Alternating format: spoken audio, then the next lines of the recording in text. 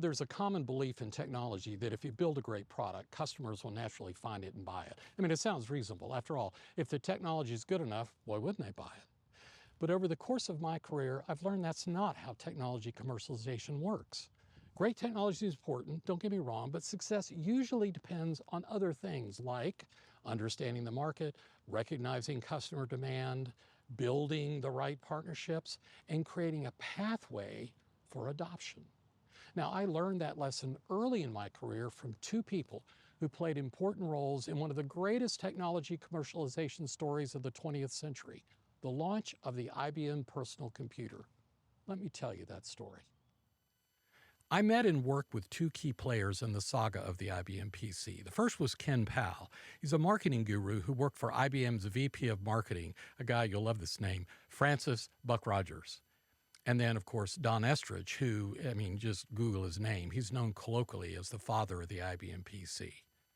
Now, Ken was the corporate sponsor who, as a neighbor of then IBM CEO John Opel, convinced Opel during conversations over their shared backyard fence. Yeah, this is what Ken told me. He said, "Hey, Mark, John and I were talking over the fence." I said, "What do you mean over the fence?" He said, "Well, we were neighbors." And he said, "I was talking to John." And he said to John, IBM needs to build a personal computer. Now, why did he say that?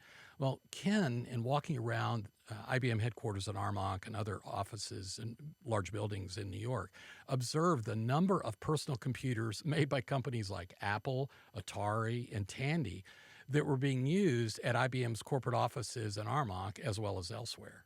And what he saw was the organic adoption of a new technology that was occurring inside the headquarters of what was then the world's largest computer company. Right? So he's walking around the halls, he told me, and he said, and I look in these offices and I'm seeing Atari, I'm seeing the Apple III, I'm seeing and he says, they're doing computing. They're not using an IBM product, right? So what Ken told me was, Mark, if IBM employees at corporate are purchasing Apple and Atari PCs to do their work, that's a strong market signal that employees at America's largest corporations would likely find this capability useful as well. So, with Opel's support, IBM organized an internal competition to develop a personal computer, right? And Don Estridge's team in Boca Raton, Florida, was the one that won the fly-off. There were 3 different groups that competed. Estridge's PC was considered the best, and so IBM moved forward with his version of what we now call the IBM PC. Now, what's fascinating in hindsight is how modest IBM's expectations were for sales, right? Because I actually talked to Estridge about this. He told me that the business plan forecast sales of only 50,000 units over 5 years. Not a month, not a year, 50,000 over 5 years, right? Now, you have to remember, this was an entirely new product category for IBM. Their closest comparison was the IBM Display Writer, which was a dedicated word processing system that sold for $15,000. So I think in the minds of a lot of the IBM forecasters at what became the Entry Systems division of IBM was, well, let's kind of be conservative. Maybe we'll sell 50,000 units over 5 years, more than the Display Writer, but let's call it done. So Estridge and his team established manufacturing in Boca Raton, and they developed a distribution strategy that included selling through, I know you're going to love this name because you probably haven't heard it forever, Sears, yep, that's right, washers, dryers, and PCs, right? And the other distribution channel was Computerland, right? Along with IBM's direct sales organizations, including the National Accounts Division, which is where I worked, right? Now, it became apparent really quickly that the retail demand would far exceed IBM's forecast. I mean, people did, I don't want to say they lined up at Computerland, but they were buying a lot, right? But sales through our national account division started really, really slowly. And that surprised a lot of people because, just in the North Texas area where I work, there were, dozens of large organizations with thousands of people that could use an IBM PC. And there was hardly any interest, right? So let me tell you what I learned, right, in this process, right? First of all, many IBM account executives viewed the PC as something of a toy computer. And I can remember this when I would go into the branch office and I would talk with my colleagues who were account execs about the PC, and I was enthusiastic and excited about it. They'd go, "Mark, that's not a real computer. Come on, man. It has a basic compiler, and that's about it. What can you do with that?" He said, "That's not a real computer." They didn't believe that it was capable of performing serious business computing. And a lot of them just roll their eyes. I mean, they would see me come in and go, "Oh, here's the PC guy, he's coming right." The second reason was that the IT departments at many of these large corporations, they viewed the PC as either an underwhelming solution looking for a problem, like, again, like the account execs at IBM who said, that's not a real computer, or they saw it as an annoyance that might distract users from the centralized IT systems that they owned and managed, right? So for them, maybe competition, but more of a problem and a headache and a bunch of support. And it's like, nah, I'm not interested in that. So neither the sales force nor many of the customers were particularly enthusiastic about the PC, which is why the sales were so low, right? So I thought about it and I said, there's got to be a different approach, right? So what I did is I went out and I started talking to employees in these major corporations, not employees within the IT department. I was expected to have conversations with them, right? I was an account exec. That was my job, right?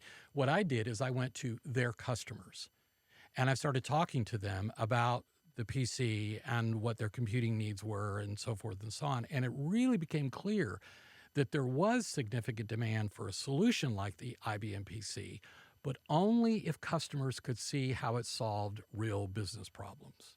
And they kind of put it like this, and I'll never forget this because it became important for me throughout my business career. They said, "Mark, show me a solution, not another technology product." I mean, they would see me coming, they would go, "Oh, it's the IBM account guy. All right, he was going to sell us a terminal. He's going to try to sell us a mainframe. He's going to," right? They weren't interested in that. They didn't want to buy more technology. They wanted to buy a solution. So I thought about it and said, okay, here's what I need to do.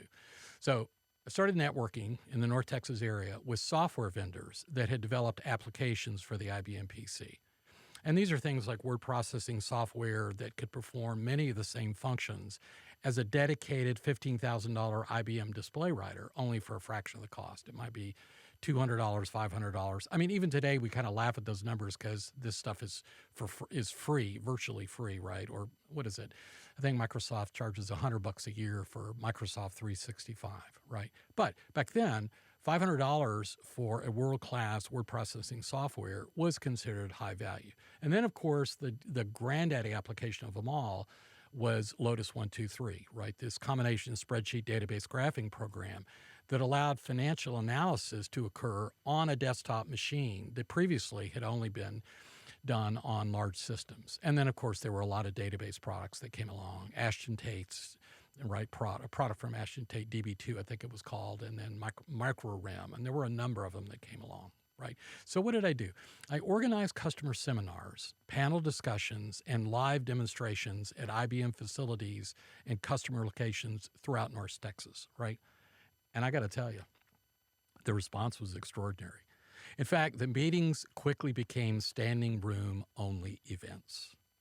It was so funny when I was doing one of these at regional headquarters. I mean, literally the room was packed. There were people that were standing up. And I looked out the door and there were staffies from other locations within the headquarters who were coming to look in the room because they'd never seen that many people come and respond to an invitation to an IBM seminar. Never. They'd never seen that, right? I mean, we were packed in the rooms, right? Now, why was this happening? Well, because for the first time, these employees inside of large corporations were seeing solutions to everyday business problems that they could purchase with a modest budget, they could deploy it immediately, and most importantly, they could control it themselves. They didn't have to wait for a special program developed by IT. I don't know if you remember those days, but if you wanted the mainframe, the IT system, IT department to do something, you had to write up a formal request and you had to define the function, and they had a specialist come meet with you and they would write software and all that kind of. It would take, in some cases, months before you get an answer. Here, you could do it in a matter of days, right? They also no longer had to justify the expensive use of centralized computing resources or pay, back in the day, what were called chargeback fees. In other words, they could solve their own problems. So customers could finally see how the technology solved a problem they actually had. And that realization is what unlocked demand. And within months, we'd sold tens of thousands of PCs in our region. The conversation shifted from technology specifications to business outcomes. So Ken Powell's vision had been correct. Employees did want personal computers. He was right. What he saw up at corporate at Armonk was happening throughout these large organizations. And Don Estridge's team had built an outstanding product. Props to Don. It was an amazing product, right? But commercial success required more than vision and more than engineering excellence. It required connecting the technology to a specific customer need and demonstrating value in terms the customer could understand. Now, that lesson has stayed with me throughout my career. Many founders, inventors, and technology companies believe that because they've created something innovative, the market will naturally embrace it. And honestly, sometimes that does happen, right? But more often, it doesn't work that way at all. Successful commercialization requires more than technical innovation. It requires understanding the customer, like the legwork that I did in all these large accounts. Identifying a measurable pain point. I mean, I sat down with people in these large organizations and said, what specific problems are you trying to solve that you cannot get done with your IT systems today or cannot get done quickly? You've got to demonstrate, of course, that the solution is faster, less expensive, more effective, or otherwise superior to existing alternatives. And of course, in the case of the PC, that was often true. I don't want to say all the time because there are some things that the large systems could still do that you could not do on a desktop. No question about it. But there was an awful lot that you could do on a desktop that surprised a lot of people and pleased these early adopter customers. The lesson, technology rarely commercializes itself. The IBM PC succeeded because it became a solution to real business problems. The technology mattered, of course. The engineering mattered. But what ultimately drove adoption was the ability to connect that technology to measurable business value. Now, today I see many of these same issues arise in disputes involving software, communication systems, medical technologies, government programs, and other emerging technologies. The question is often not whether the technology worked. In many cases, it does work. The question is whether it could be successfully commercialized, why customers adopted it, and what factors actually drove market success. Those are precisely the kind of issues I'm often asked to evaluate as an expert witness. If any of this resonates with you, give me a call.